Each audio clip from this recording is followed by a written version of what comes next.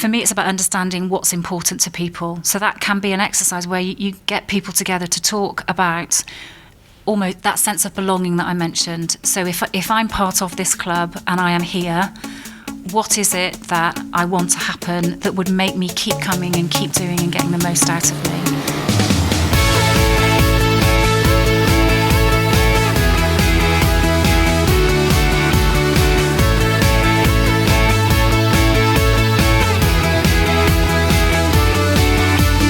Welcome to the Liverpool FA podcast. Our aim is to provide regular insight from a variety of experts to help you in your own football journey. We'll do it through interviews, roundtable discussions, and by linking to other resources to help support you. For more information about each episode, just tap the album art, which will provide you with more about our guests and links to further content. Welcome back, and sorry it's been a while. This time of the year tends to be the busiest when it comes to coach development and education, so I'm frantically trying to work through the backlog of episodes that we've got recorded, which includes interviews with heads of coaching in championship clubs, Matt Craddock and Andy Foster. We've got a roundtable discussion with Steve Smithies, who's our regional coach mentor officer, one of our coach mentors and a grassroots coach from a local club. And we were lucky enough to get 3 hours of Professor of Coaching and Pedagogy at Loughborough University, Chris Cushin's time.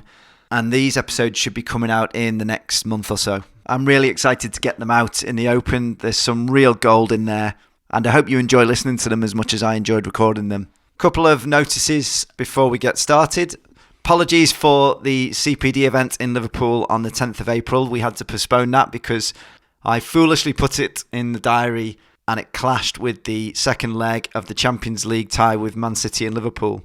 So we're going to rearrange that one and we'll let you know in due course when that is. Just a reminder that Pete Sturgis is coming into Liverpool on Thursday, the 31st of May. He's going to be delivering a free CPD event on the England DNA in the foundation phase. If you want to know a little bit more about that, have a listen back to episode 4, where Pete discusses in some great depth around what the England DNA is and how it might relate to you as a coach. If you haven't already joined it, if you visit hivelearning.com/the FA, that's free to join. And if you click on England DNA Foundation Phase, you'll be able to access all the free content that Pete's putting on there on a daily basis. Today's guest is Liz Hughes. Liz is owner of Create the Difference Limited and works with organisations to create belief and behaviour changes for people. Focusing on culture, leadership, engagement and coaching, Liz uses her own experiences to develop others. With a degree in geology, Liz moved away from rocks into operations, working in outdoor pursuits, financial services and mobile communications, and has delivered consultancy and training for the last 18 years for major UK and worldwide businesses, including the FA. She's passionate about people, family, sport and making a difference. In this conversation, Liz and I try to unpick the similarities between her work in the business world and what we can learn from that in grassroots clubs. We talk about the importance of culture, some of the characteristics of high-performing teams, and we go into some depth around dealing with parents and difficult conversations. Liz has been doing some real focused work with our grassroots unit at the FA, and she's really one of those people that walks the talk. So if you like what you hear and you want to contact Liz, she's asked me to pass on her details. So email is liz@createthedifference.co.uk and her Twitter handle is @differencethe. So enjoy this one with Liz Hughes. Liz Hughes, welcome to St George's Park and the Liverpool FA podcast. Great to be here. Thank you. And it's not your first time here though, is it? It's not, no. I've been at St George's Park where we met this year. So I've been here quite a few times this year. It's great facility. Yeah. Just a bit snowy today. Just a little bit, yeah. And obviously we spent, I think it was 3 days together, wasn't it, over the duration of the summer on some CPD, non-football CPD, I should add, with some colleagues of mine from the FA, and I've got to say it was, in my professional career, probably some of, if not the most powerful CPD that I've been involved in, for the reason that you could tell how meticulously you'd planned everything and how you tried to apply everything that we were learning, so that we could use it in context. So thanks very much for that. I know you've had an impact on the way a number of our staff think and behave. Yeah, and for me it was brilliant because it's the first bit of FA training we've been involved in CPD stuff, and just that time for you to all step back and think about yourselves came across really strongly. So it was fabulous, really enjoyable. So I'm conscious that there's a load of people listening in now that have never met you and have no idea who you are. So if you can fill us in on who you are, what you do, what might a typical week look like for Liz Hughes? Brilliant. So I own an organisation called Create the Difference, and pretty much like within Grassroots, we work with organisations and individuals to focus on belief and behaviour changes. So what that means is stuff around leadership, culture, what makes people tick, and how you can then bring that to your everyday behaviours. So I've been doing that for about 19 years, I can't believe it, externally with businesses. And then prior to that, both in operational roles, managing teams of people, all the way through that is sport. So I started off working for Action Adventure, used to be part of a bit like PGL, the Outdoor Pursuit Centre, and I loved it. One of my most passionate memories, kids with rifle shooting, abseiling, quad biking, canoeing, just brilliant, up in the northwest and down on the Isle of Wight.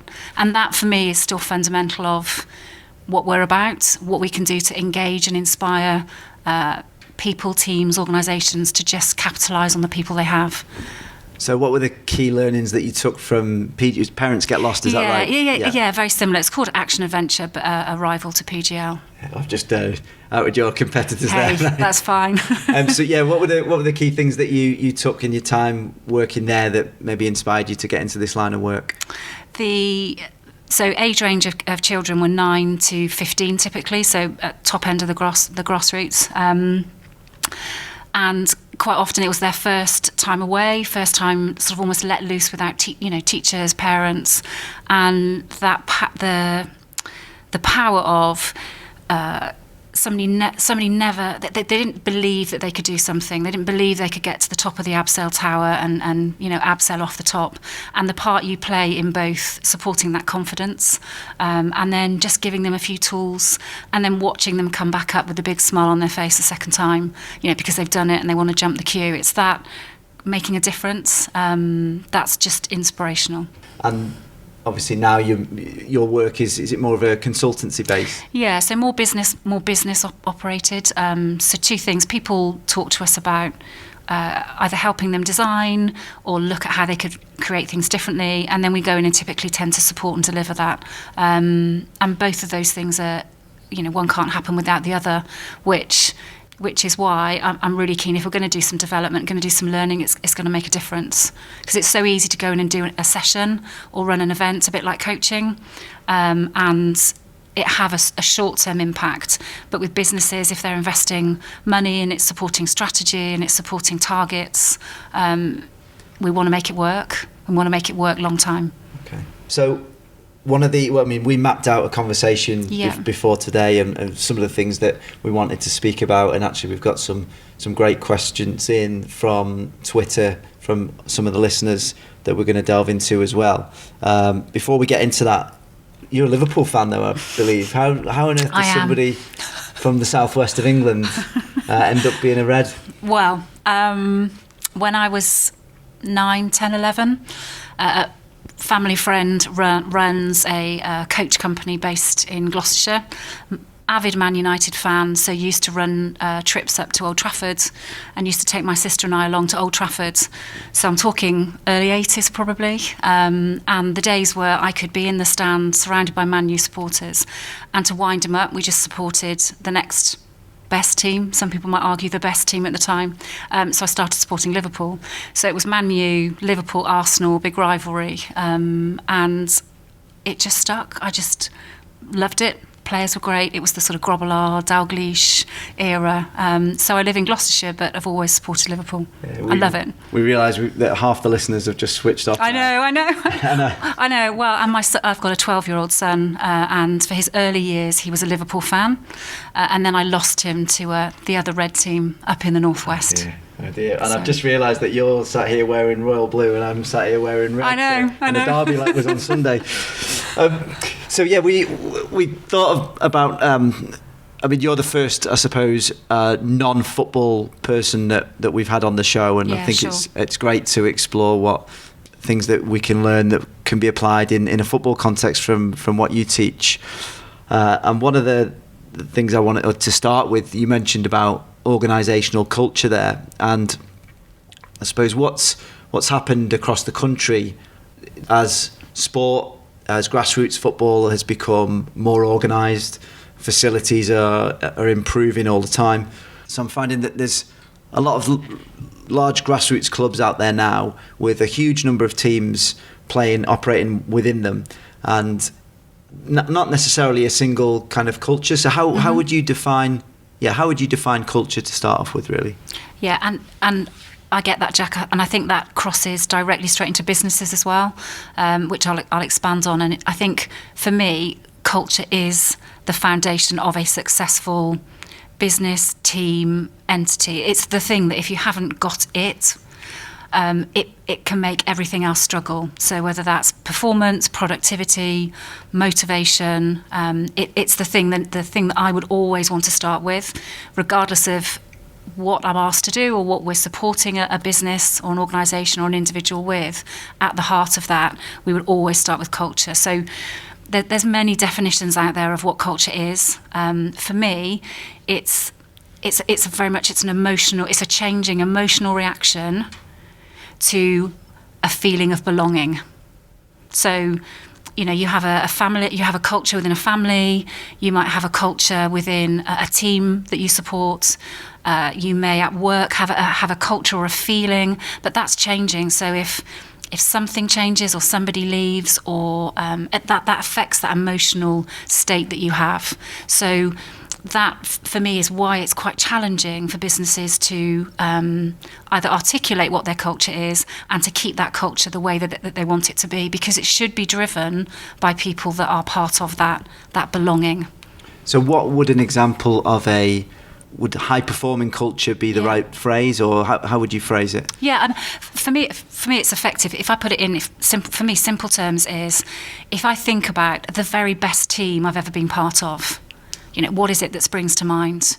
What did that team have? What was it able to do? And I'm sure the listeners will have examples of that. It could be a sports team, it could be a school team, could be a team of friends. It will have something that makes you feel great. And then the complete opposite, if you can think about the team that just didn't work, was ineffective, the worst team you've ever been part of.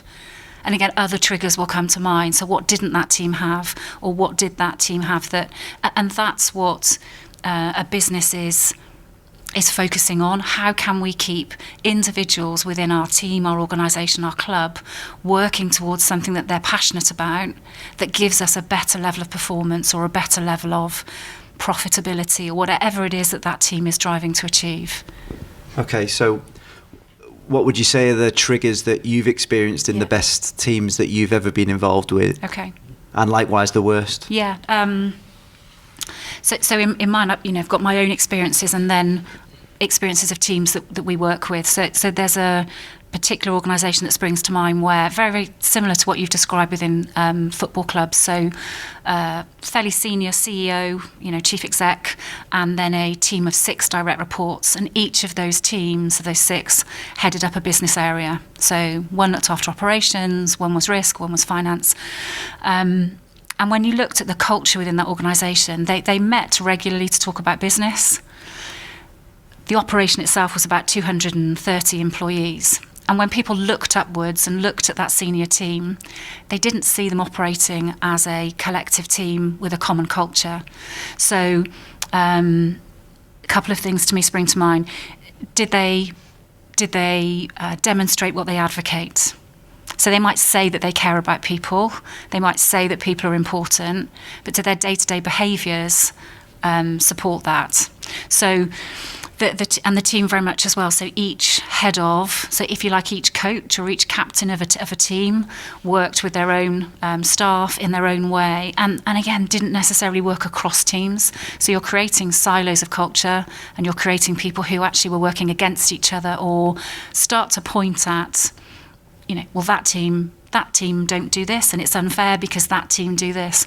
And for me, that transgresses straight across into sport, that if you have a collection of teams within a club, what is it that will get those teams working together? So in this case, the CEO, it was quite a brave move, because he also, a bit like football clubs, he was only enrolled for 3 years, and everybody knew he was enrolled for 3 years. So there's that element of, should I bother? Should we change it? It's only transient. So he sort of had some feedback about himself, that actually perhaps you're not demonstrating what you say. And there was a broader piece then to say, how do I get my six direct reports and all of my teams working together? So that's stage one. Can I just jump in there? Yeah, of course. So who gave the CEO the feedback? Great point. Me initially. Right. Because that tells you therefore about that culture. So, challenge of, so you give you a practical example. So he would challenge them around their one-to-ones with their teams and how often they hold team meetings and what was happening. And my challenge to his was, and when do you do that? When do you go and observe and coach and sit in on those events to role model what you're asking them to do? Took a bit of a step back. And then secondly, it's that piece of, when I sat with them as a team of 7, all male as well, if you take that, some similarities of very, very closed-knit, the impression they gave to people. So the feedback about almost an untouchable senior team, and how do people penetrate that? So there was a bit of a trust and respect issue as well, and what I would call vulnerability. So are they putting their hands up and saying, do you know what, I messed up yesterday, or I didn't get that right, perhaps I should have done? Or were they almost seen as this invincible senior team? That was the feedback that we were getting. So change needed to happen. We've been discussing how the similarities between that organisation and, let's say, a grassroots club. Yeah. Many of whom around the country now have 100+ teams, but I can see the similarities of what you're saying there between that example and a single team, let's say an adult male or female team where there is a few senior players, and if not challenged or left unchecked, then the environment or the culture within that team might turn toxic potentially. Definitely, and this is the thing for what does culture mean to individuals. So some challenges with culture for me is, where does it come from? So most organisations know that if you have a great culture, it drives productivity, it drives engagement, it drives satisfaction, and you recruit and will attract talent. People know that. The time people spend discussing and shaping and involving people in culture doesn't match. And quite often a business will say, well, we need to drive culture top down. So a consultant will come in, or a management consultant will come in, and they'll sit with the CEO and their team, and they will decide what's our culture, what are our values, and let's go and give that to our staff.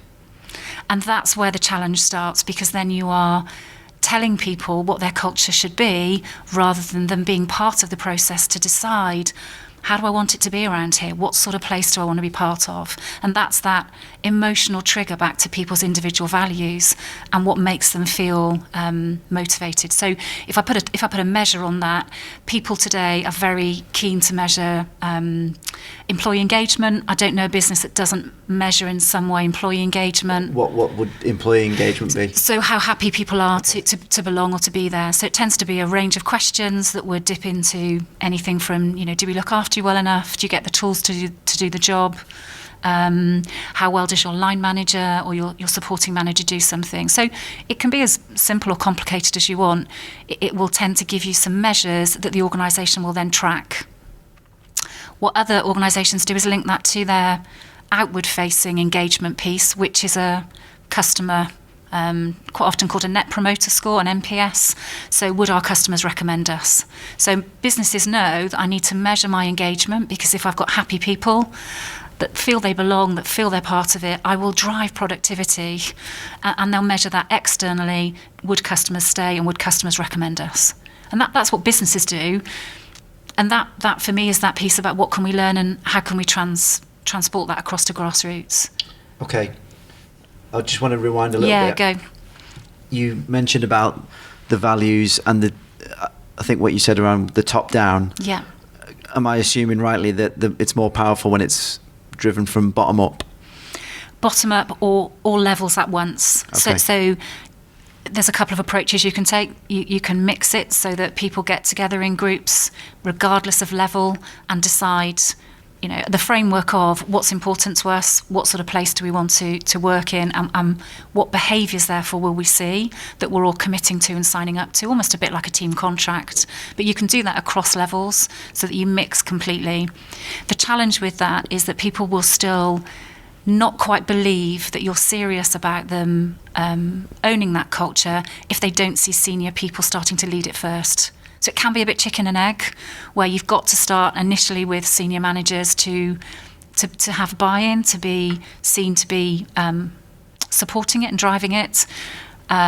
Equally, for me, it's more important team upwards. So if you take a team of coaches that work across a club, what are they going to do consistently to create a culture and a framework and a way of working? And then they can then cascade that out across their teams and do exactly the same exercise with their teams. So there has to be a bit where management or leaders within an organisation get together to decide what they want to do to drive around culture and behaviours. But equally, it should be everybody's. Everybody should feel, because they've joined, because someone has left, the culture should shift. Yeah. And what are the differences you see when that's done well to when it's perhaps not done so well? Some, if you want to put measures on that, organisations have lower sickness levels. So there's a piece of research by Gallup, Service Profit Chain, and they looked at all industries where they had the biggest growth in spend and the biggest growth in profitability. And the common factor across that, at the heart, if you had high employee engagement, people would be off sick less, they would be there more often, they would be more engaged, they would be more proactive, customers would sense it, customers would spend more, customers would stay longer, and they would recommend. And it just has that snowball effect. It's like a virtuous cycle. Yeah, very much so. There's a whole other side to that, which is the human side. So employee engagement, what would you see and feel and hear? It's like if you walk into, I don't know, a great bar that you go to regularly, or a restaurant, or you go into a shop that you love, you get that sense of passion from people. They know their stuff, they want to help you, they live it, it comes to life. The waiter or the waitress, they talk about the food, they know, they engage with you. You sense it, you sense culture, and you sense employee engagement. And the numbers will show it as well, but you'll feel it through people. I guess there's a sense of pride there as well. And I get that feeling. I've had the feeling that you described there. Instantly, I was reminded of every time I've walked into an Apple store. There you go. Yeah. And if you link in with that, you're starting to talk about values-led organisations. So organisations that know this stuff, but they do more than know it. They are at the forefront of driving. What do we need to do? How do we need to behave to bring those values to life so that customers sense them? Okay, so let's bring this back to a football sport context now. Let's say you were chair of a grassroots club with, let's say, teams right the way through from under sevens to open age, male and female. Yeah. What would be the first steps you would take to start to create a culture within that club?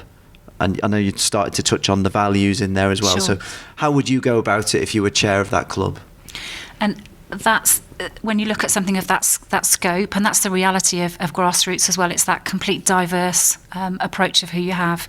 So for me, it's about understanding what's important to people. So that can be an exercise where you get people together to talk about almost that sense of belonging that I mentioned. So if I'm part of this club and I am here, what is it that I want to happen that would make me keep coming and keep doing and getting the most out of me? So when I say talk to people, that's coaches, it's senior people that are driving that grassroots club. I want to include parents. Parents are customers, so any business or organisation would go out there and get feedback from its customers and, look at what's being said on social media and take feedback on board. So clubs can replicate that. So find out from parents what it is that they particularly want to see and feel and hear about being part of that club.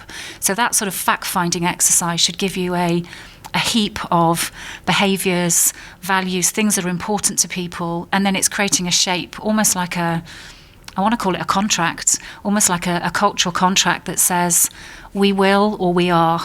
So as a club, as a grassroots club, we will and we are. And it's a mixture of those statements that people then feel they've contributed to and that they own. And that's the important bit. They've been created by everybody, or as many people that want to get on board, recognising some people won't want to buy into this or won't want to get on board.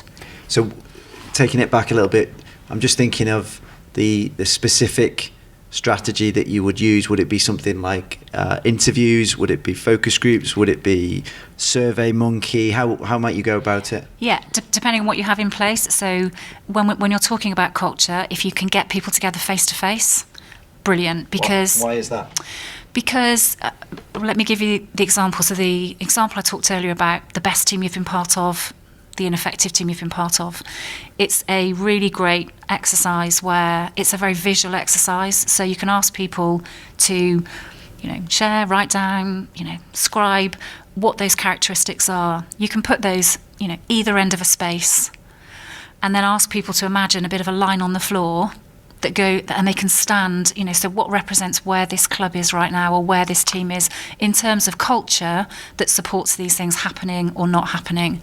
And it's a lovely visual exercise that allows people to then start to talk about, well, I'm a 6 out of 10, or, I feel, and people start to share, that emotional connection with that culture. So if you can get people, it's not a difficult exercise, it's not a long-winded process, it's getting people to talk. Of course, you can do alternatives to that, which could be Survey Monkey, you could do some general surveys. You can canvass on the side of the pitch, you can do it informally when you're chatting to parents. If people know you're taking culture seriously, then that's important to them because they want to belong. So why not do it in a focus group way, in a way that's quite visual and quite face-to-face, if you can. Yeah, and how important is doing it within context? So you said there about speaking to, for example, players at the match or parents on the sideline, as opposed to that, I suppose, what might the difference be between that or an anonymous survey, for example? Yeah, it's interesting. You can hear my hesitation of. I understand the place for anonymous. We've had conversations, Jack, before about feedback, and should feedback be anonymous, or if you're doing 360, what should that look like? For me, if you have a culture and you want to foster a culture of openness and trust and respect, which most clubs, most teams, most organisations do, why would you want to do it anonymously? Recognising that there will be degrees of comfortableness about sharing what they like about their team or their club or the behaviours. It's trying to find a way where perhaps people can have those focus groups and then somebody comes and represents the views of those focus groups if people feel less able to share that. So where you can, for me, you get better qualitative feedback where it's not anonymous. I'm aware of many clubs around the country now who've actually started to invite player representative onto the main club committee. So they'll go out and look for or present it as an opportunity for leaders within youth teams in grassroots clubs to come on the committee and have their say in shaping the culture. Brilliant. Yeah, so I don't know if that's something that you've come across before in your own experiences, and just how important it is in involving and demonstrating that you're involving as many people in the process. Definitely. I think you can, if you take that into a business context, there's lots of examples of that. So an organisation where they do like reverse mentoring. So reverse mentoring is that you're listening to the views and support of somebody who technically would be a lower grade than you, if I want to call it that way around, where you have representatives or champions that go and sit at various committees or boards or initiatives that you have, where it's that back to the floor mentality. You're trying to get a voice from the people that are the majority of people actually in an organisation that are there day to day, listening to customers, dealing with requests, making money, whatever it might be that the organisation does. And therefore, how can we motivate them and engage them in a stronger way? And for me, it's trying to stop that undercurrent, those sort of sideline conversations and the mutterings that we hear, where if people have got things to say, they should feel in a cultural way that they can come and say that or share that with somebody. And I think that's the challenge in businesses that I see, as well as potentially in sports teams. Coming back to, you said about that statement of intent, that document that might say we will, we are, and just the language that you've recommended there is slightly different to many codes of conduct that I see out there. So how important is that language in shaping the culture? Very much so. So if I've been involved in creating culture, and I've been involved, if I'm in an organisation, I need to come up with those words or feel I'm part of that contract making process. So they're very human, they're action driven words. So lots of cultural statements, vision statements that you see will be aspirational. What a cultural statement should be is how do we behave? How do we want to behave? So that sort of giving, we will speak up and act, or we will never knowingly, can think of a particular leader that I work with, a lady called Carol, who one of hers is, we will never knowingly let a colleague fail. And that is on her and their team contracts.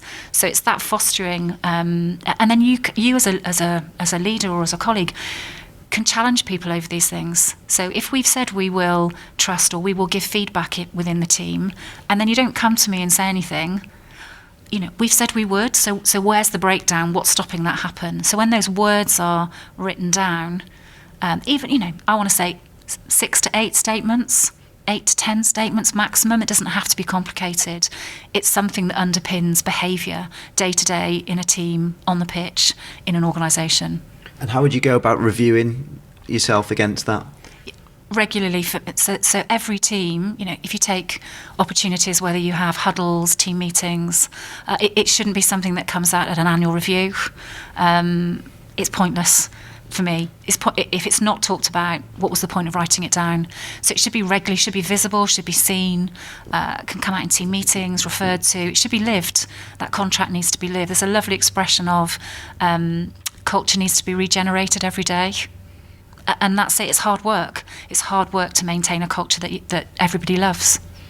So you mentioned a phrase before, which I want to pick up on, which was values-led organisation.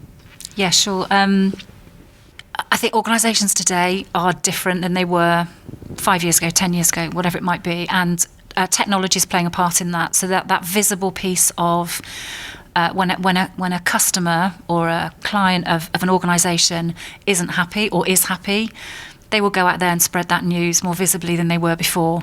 So whether you've used an organisation or not, you have a perception of, you mentioned Apple, Jack, earlier. We have a perception of a brand. And so organisations today, if we want to attract the right talent, the best people to come and work for us, or we want customers to stay loyal and to recommend us, it's no longer enough to just go by the results, the physical results that people have. It's about how does it feel to be part of that organisation, and how does it feel to do business with them. So businesses are starting to say, if people looked at us, what values, what sort of, almost, if you cut us through a bit like a stick of rock, what will be printed on the inside of us? What would people see and feel and hear? And that's what people talk about and refer to as a values-led organisation. So Apple is a classic. Apple is always up there and mentioned. Google is another one. John Lewis. It's almost like it does what it says on the tin. So a values-led organisation puts its stall out there and it lives up to it. And that's what people see, and that's what's felt by employees. So, again, bringing it back to our sports, our football context, you and I are on the committee of a grassroots club. If our club was the stick of rock and we sliced it up, how might we find what was inside that stick of rock? So as we said with culture, that the organisation day to day will be lived through the actions and behaviours of people, of the coaches, of the coaching staff, whoever runs that organisation. And they will have their own personal values, their own things that drive their behaviours and their motivation. And that for me is the clear part of it. So an organisation can have a set of values. It needs to be supported by the personal values of an individual. So if you take those key people across a team, across a grassroots club, what is it that makes people do the jobs that they do? What is it that gives them passion and pleasure, and what makes them tick?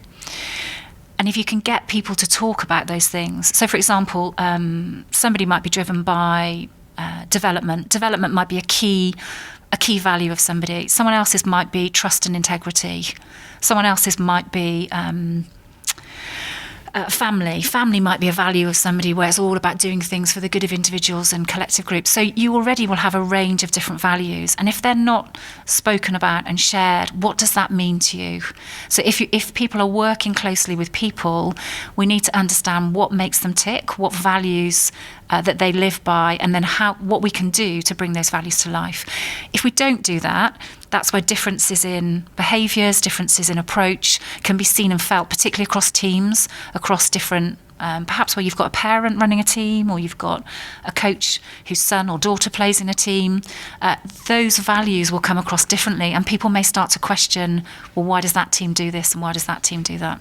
Yeah, it reminds me of a quote that I've seen numerous times in different settings, which was around there being no surefire way or secret to success, but the surefire way to failure is trying to please everybody. Yes. But I suppose I can see where this would align with being a values-based sports organisation or grassroots club, is that you're putting out that statement of intent about who you are, and people can be either on board or not. Very much so. If I give you, thinking of an example in a business context that relates to that. So there's a large financial services organisation I work with, well-known bank, and they have had a set of values that they publish, and they're well known within the organisation and outside the organisation. And recently they have slimmed those back to just 3 values. So they talk about a value around delivery for customer. These aren't their actual words, but roughly. One about keeping things simple, and another one about collaboration, working together. So those are their 3 values. What they've then done to support that is underneath each of those is created 4 I statements. So describing the behaviours, and they're talking about values in action. So if I'm bringing values to life, what are the behaviours that I would do or anybody would do to live that value? And that sort of bridges that gap, Jack, between that sort of, is my understanding the same as yours? Or would I see that value very differently? So, working together might mean something completely different to me than it would to you or to someone else in another part of the team. So those statements all start with I. And the power of that is I either do or I don't. So an example might be I speak up and act. I focus on what matters. I work, I collaborate with others too. And I either do or I don't. So gone are the we statements. And I like we statements when we're talking about coaching and collaborating and our language around coaching. When you're looking at how do those values spring to life, the power of those I statements is I do or I don't. Does that make sense? Absolutely, and I suppose there's more responsibility there. Yeah. A we statement, it could be that I'm not quite living that value, and the reason might be because you're not either. Or who's the we? So where you've got complex teams at different levels and you're all working together towards a set of values, there can be an opt-out of, oh, well, someone else will pick that up, or that'll get done, or they don't mean me with that statement. Whereas if those behaviours that bring those values to life, so within the FA, you have pride as a set of values. What does that mean to people? And what do I need to do in my role to bring progressive or respectful? What do I need to do to bring that to life? And I either, if that hasn't been defined for me, do we as a team sit together and have those conversations? Or do I know, am I clear when I go about my day-to-day activities, what I need to do to live those things? That reminds me of a task that you actually got us to complete on the course of training that we went through, where you gave us a non-exhaustive list of values. I did, yeah. Yeah, and actually recently I tried something, just pure experimentation with the boys, the 14s team that I coach. and I gave them the same list. Just photocopied your resources, great. so thanks for that. Perfect. And we had some time before training started, and so at training, gave them all the sheet and just got them to highlight which ones meant something to them. And again, same task. Yeah. I've only recently analysed the results, and what I found was there were 4 that jumped out more than any of the rest. Not to say that the rest aren't important, of course they are, but the 4 for this group of under 14s boys, number 1 far and away was loyalty, number 2 was success, number 3 achievement, number 4 respect. So in this group of 18, 13 and 14 year old boys, what they're telling me, as far as I'm aware, is that they tend to be the things that they value as a collective more than it. Am I reading too much into that? No, absolutely perfect. And that for me should then be the driver. Can be the driver of how you behave, how you treat them, some of the strategies that you use when you're coaching them. If they're underpinned more often by those 4, you're tapping into their motivators. You're tapping into what gives them that spark to play football. When perhaps the game's not going as well as they want it to, that resilience piece, that piece that they can come back to, if more of the activities are fed around those four pieces of vital knowledge that you know about them. And that can be escalated up. That can be escalated up into a club level, into a team level, into a senior management team. And for me, it's also about publishing that. So the power of a senior team within a club, people talking about their values, people sharing their behavioural contract or whatever it might, go out there and say, this is who we're going to be. This is our almost commitment and promise to you. Because that's that I talked earlier about, demonstrating and advocating. If they don't see it through our behaviours and through the language that we're using, it's just words, and those words will just be dismissed. And that's the next step that we've now got to do and we started it actually just last night at training, was one by one taking the lads out of the training session and asking them what does loyalty actually mean to you? Why did Absolutely.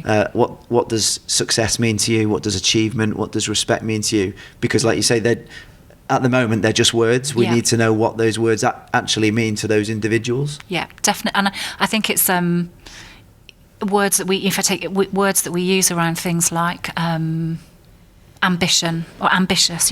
What ambition might be to me might be completely different to you, and if you don't know that, the actions and the way that you might coach or mentor or support me would be completely different. Ambitious might be, give me a good kick. If you see my motivation drop, give me a good kick. Somebody else's might be, where's my opportunities? Where can I progress? How can I move forward? And one word can mean so many different things. And it's that listening piece. For me, that's that fundamental. If we hear the words or we hear what someone says, if we're not digging deeper and just asking one more question, being curious or nosy, then we're missing out on that piece that just tells you what's at the centre, the core of that driver for them. Yeah, I think that's really important, is that bridging point that you mentioned there. Yes, finding out about this, but then, like you say, that next step, what does it mean, sounds so vital. And is this something that, in your experience, everyone buys into, or is it? No. Can it be there? No. No. There's that piece of, it's like 80-20, isn't it? 80-20 piece, or 70, 20-10. Yeah. There will be people who, they either don't see the point, it's too soft, it's too fluffy, why should I haven't got time to, and it's that they'll either get on board just because others have, or there will be a consequence or a trigger at some point that if they don't, they're at risk of being left behind, or if an opportunity comes up, they won't be considered. But, in my heart, there will always be, in a team of 10, there's always going to be 1 or 2 that won't necessarily buy into it. And then we have a choice to manage around them, work around them. What do you do? That's why you're here, Yeah, I suppose. That's what I'm going to dig into next. Well, and the reality is, you can't win them all. Pick your battles, focus on what matters. So that leads us nicely into leadership and managing conflict and these roles that maybe people who got into grassroots sport didn't realise that they were signing up for in the first place, and how prevalent and how important these roles are. So that, in my experience, this is one of the things that volunteers speak to me about regularly, is managing this conflict where they're the figurehead essentially of a team or a club, and they're dealing with a number of different motivations from maybe parents, players, all of the above. Yeah. And it's how do you start to manage your own state when things don't go so well. So I don't know if you can touch on any experiences that you've got that might relate to that. Yeah, sure. So today here, it's been interesting. I'm running some sessions around managing difficult conversations, and it's one of those things that very few people go, yippee, I'm going to work today, or I'm going training, and I know I'm going to have a challenging conversation. Yet, if we can give people tools and just some confidence to be able to deal with that. So for me, it's that realisation as a coach and in grassroots that things aren't always going to go well, and in a team, in a business team, and it's part of my role as a manager, as a leader, as a coach, to deal with those things. So what you see, if I take the negative first, where people don't deal with conflict or walk by behaviour that is unacceptable, you actually give permission to say it's okay to be in my team and behave that way. So it's whether they're a team you've recently taken on board, or a team that you're now just suddenly involved in, or managing or coaching. If you let those behaviours carry on, then you're saying, it's okay. So that's the first part. For me, it's about it's taking the emotion out. So managing your own emotional state is the first part. So deciding when is the right time to have that conversation for your own emotional state. And secondly, when is the best time to do that for the parent, the child, the coach, the colleague, whoever it might be that you're having that conversation with, recognising that it's volunteers, it's parents, they might be rushing off, with their child because they need to get them to bed. All those sorts of things will come into play. So having a framework that takes the subjectivity out of it. So, for example, if I start talking around,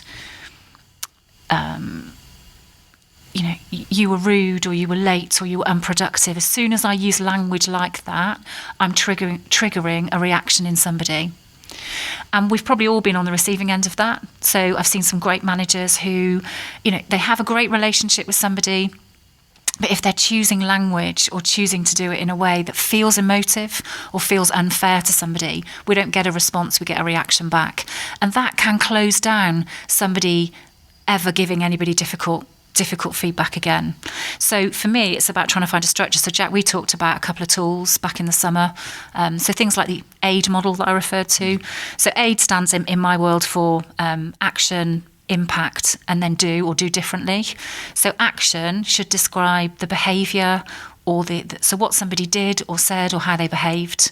And I've seen that working really well, where it forces a coach to talk about, have I got the evidence? Have I got the examples to say, well, what was it that somebody did? The impact can be then on that child themselves, the parent, the game, the match, the team, the customer, in whatever context. And that's the powerful piece. What was the impact of that behaviour or words or language? And then the third part is, if it's a great piece of feedback, what you want them to keep doing. If it's a difficult conversation, what do you want them to do differently? And it forces you to take that subjectivity out. It's not my opinion, or just because that's the way I coach my team. It's saying, when you do this, this is the impact that it has, and this is what we need you to do differently. Does that make sense? Yeah, so let's run this through, if we can, as an example, if you don't mind. No, go for it. So let's assume that you are the coach of a grassroots team, and I am the parent of the goalkeeper. Yeah. And I'm on the touchline. You've lost the game 3-0, and all I have done is shout and scream and berate my son for obvious technical errors in his game. So the final whistle's gone. You've lost the game 3-0. The players have come in. I'm in quite a highly charged state. How might you deal with me? Sure. And that's a real example. That it's happening all over grassroots, and not just grassroots. So not waiting. The time element is important. So if I wait and don't talk to that parent, I've lost the moment. And it might be in the next training session, or it could be the next match. It could even be a week or 2 weeks before I see that parent. Do you want the actual? Yeah, if you don't mind. What would I say to that parent? Well, the bit I want to get at is, well, you mentioned the time, and somebody said to me once that difficult conversations never get easier with time. That being said, I've seen, and I've fallen foul of this myself when I've tried to challenge that behaviour. I've probably done it in the wrong way. Yeah. Not any of the parents of the boys I coached. It was actually another coach, and it completely flew up in my face, and it turned quite ugly. And all I did was try and challenge the coach's behaviour and get him to think. So I was thinking, did I just say the right thing at the wrong time? But now you're making me think I probably both. So I cut in on you then. So I'm sorry. So if we go back. So you were talking about, that timing. Yeah, so it's both. I agree, it's both. So it's the timing, because I've got to manage my state and I've got to manage the state of the person that I am going to give that feedback to. There's a piece in there about what do I know about that parent that will help this feedback land better. So I always think about, so for example, if you take it in grassroots, what makes that parent bring their child to football? What is it that they're hoping that their child will get out of football? So if we take that whole range, it could be because I believe they're the next best, thing. I just want to win. I just want my son to win. It could be for fitness. It could be I want them to play a team sport. It could be I want them to learn how to lose. That whole range of things. So for that particular parent, what is it that I know or can gauge about them that's their reason, their trigger why their child comes and plays football? Because if I know that, I can then link that into the feedback I'm about to give them, because I want my feedback to land so that it's motivational, so it changes their behaviour. Okay. So if I take my AID model example, so the A would be around what you've seen them do. So you'd need to be really specific around, call it out. What did they shout out? What did they shout out on the touchlines? How many times did they do that? And then what impact it had on not only their son, but the game, other players around on the pitch at that time, and also the impact on you as the coach. So how that impacts your ability to coach all of the players, including their son on the pitch. And then the D is about what you want them to do differently. And again, we need to be really specific. I need you to stop shouting. It would help me if is quite a nice phrase with parents. So it would help me. It would help me run the team better. It would help me manage the players on the pitch in the moment if. So it would help me if is quite a nice parents led expression that I've seen work really well. And you need to tell them what you want them to do differently. And they may still not like your feedback, and they may still perhaps, try and justify it or get a bit feisty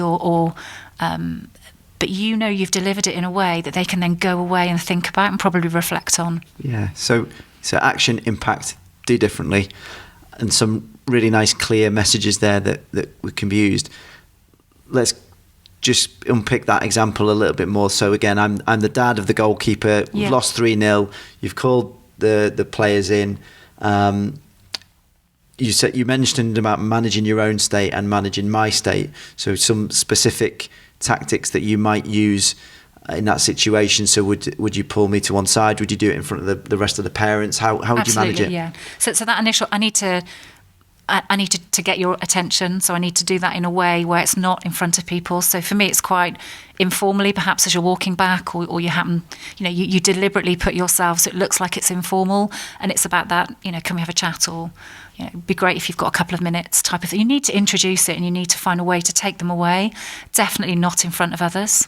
If you can manage it that the child is not there as well, so it's just the parent you're talking to, because 2 reasons. One, I think they'll choose to react differently, and you may get a more honest reaction than perhaps if they're there in front of their child, particularly thinking under 13s.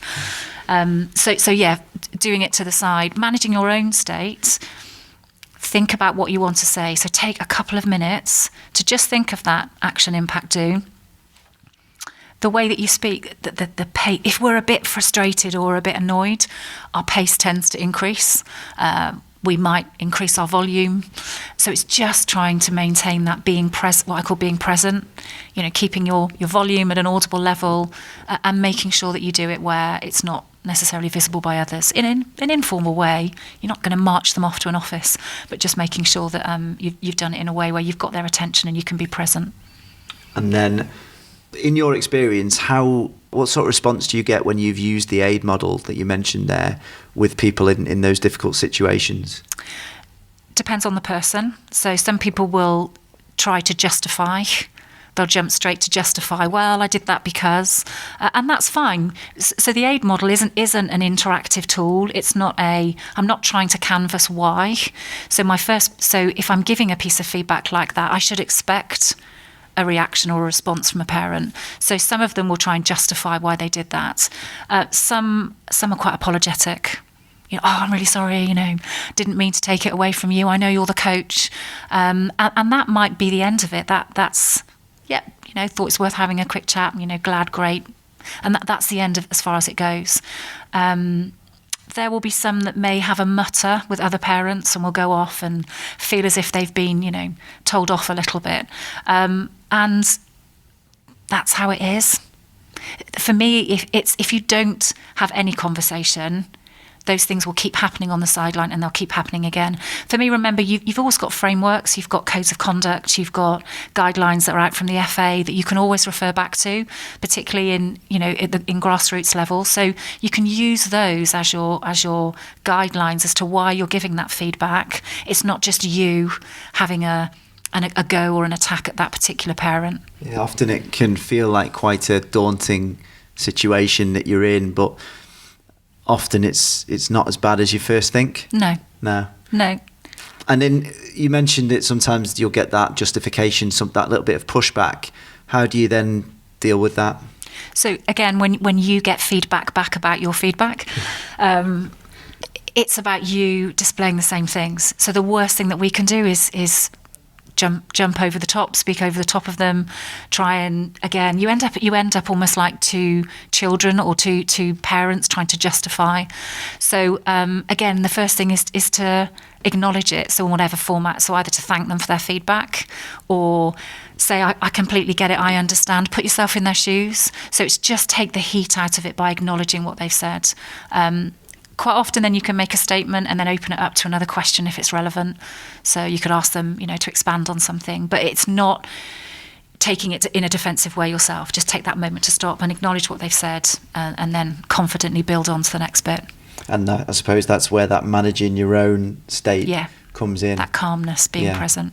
Deep breaths. Yeah, definitely. Yeah. Especially and I think that might be one of the biggest differences between the kind of corporate business sector and the world of grassroots sport is that emotions can be amplified in that sporting arena. So how do you then manage that state to bring it down to have that more rational conversation with somebody that's maybe proving difficult? For me, I would call it out. Exactly the same again. If you see somebody being irrational, emotive, argumentative, then like you've used the aid model for the feedback, you use the aid model for their behaviour. So again, just rationally and simply just call it out again. What have you seen? What impact's it having on you right now? And again, what would help this conversation continue? I think that's a really... It's almost repetition. Yeah, something that we encourage coaches to help players with a lot is repetition of practice. And I suppose the same thing if we're trying to train maybe or coach or certainly or lead people, that repetition, people aren't going to get it perfect or behave perfectly every time, are they? No, and there's something, Jack, you've reminded me of, which is if I don't quite say this the right way, Patrick Lencioni. It's a new one to me. There's a model of his. It's quite well talked about. It's the 5 dysfunctions of a team. So it sounds very negative. It's a sort of pyramid-based visual, if you can picture this 5. What is it that teams get wrong that doesn't allow them to work in a way that's high performing? The very bottom level is absence of trust. And that absence of trust comes across in the way that a lack of vulnerability. So people don't feel they can say, I got it wrong, I'm really sorry, I messed up. So that almost creates that absence of trust, because people know that we don't always get it right, but you don't see that in a team. And the second level is fear of conflict, which is what we've been talking about. So that second level of, in a team where people are fearful of messing up or fearful of having a difficult conversation, it creates artificial harmony. So things go along on the surface, things are sort of operating at an okay level, but there's just a number of things that are festering, boiling away under the surface, and they have to come out at some point. So in the best teams, if we focus on those bottom two, where we've got really strong trust and where conflict can get resolved quickly, we're starting to create people where they can talk and chat, and some of these things we're describing don't happen as frequently. That's something that I've seen for my own eyes, is that how important that trust is. And I suppose tradition, if we take leadership, or if we take being involved in a grassroots club, part of your role is often, and the people that will be listening to this will generally be leaders within their, whether it be a team or a club context. And traditionally that view of a leader has been the almost stood at the front, chest out, doesn't make mistakes, delivers perfect every time. But I think what you're saying is to generate that trust, having that vulnerability demonstrating that vulnerability is just so important. It gets called all sorts of things. So authenticity, being human, advocating, demonstrating, advocating. It's being open to say, I don't get it right, I don't know everything, and that sort of that creates that learning environment. So almost you see people get higher up an organisation or a structure and almost believe that they don't need to keep learning. I know it. I have bags of experience. I have years of experience in this field, and I don't need to learn. So that growth mindset piece that's around in businesses. And if you take that simply, it means every day you'll learn something if you listen, if you trust others, and if you share that I don't always know everything. And that's that human piece that people really engage with. Yeah, I think that ego is the enemy, isn't it? Yeah. And so for some people that might be quite difficult. I mentioned before about nobody, when we're dealing with people who maybe have differences of opinion or behave in certain ways that might not align with what our club culture or values is about. What are some of the barriers that you find most prevalent to change within people? Good question. Can you repeat it? Yeah, so we've got somebody, we've got maybe one or two people within the club who we want to change their behaviour somehow to bring them more in line with the sort of culture that we want to create within our club. And we recognise that it isn't just going to be done with a quick fix, one hit of the aid model that you mentioned. So what are some of the barriers that you find most common in that prevent people from changing their behaviour, and how might we overcome them? There's a whole heap. Ego, you've mentioned ego. Ego is a huge factor where so there's a pride and ego piece of people not almost wanting to admit that there are other ways of doing things. Previous experience. So previous experience of, you hear a lot, I've always done it that way. I've always done it that way, or we've always done it that way. So people are nervous sometimes to move away from that. So if you have people that like structure and they like to know what they're doing and when they're doing, there's almost that fear of change. So if you're telling me my behaviours don't match your new model, within the club, then for some people that fear of change is enough to make them almost just hold on to what they know, because that's almost like their comfort blanket.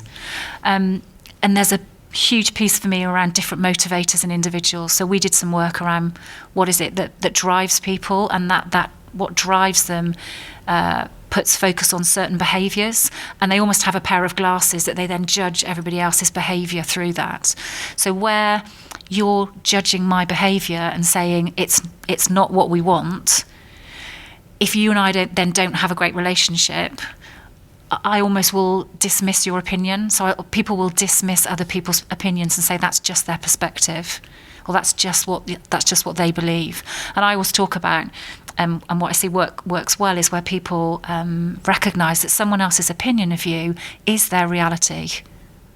So if you're telling me my behaviours don't work within this club or I need to change, it's that's fact. So the only way you can get me to consider changing, I'm a big believer that you can only influence people to change. That change has to come from within themselves. So if you understand my trigger and you understand what makes me tick, then you can start to influence why I should change. But people will hold on to what they know, what they believe is true, and then particularly when you've got egos attached to that as well. Does that answer your question, Jack? Yeah, it does. Yeah, and taking it a step back, you mentioned about that you can only influence people to change.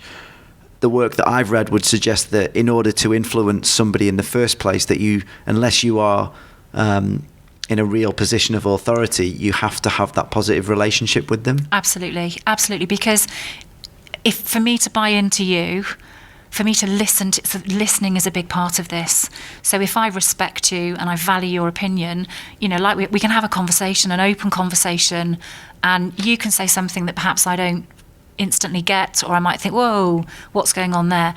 But if I have trust and respect, I want to listen and I want to dig and ask a few more questions.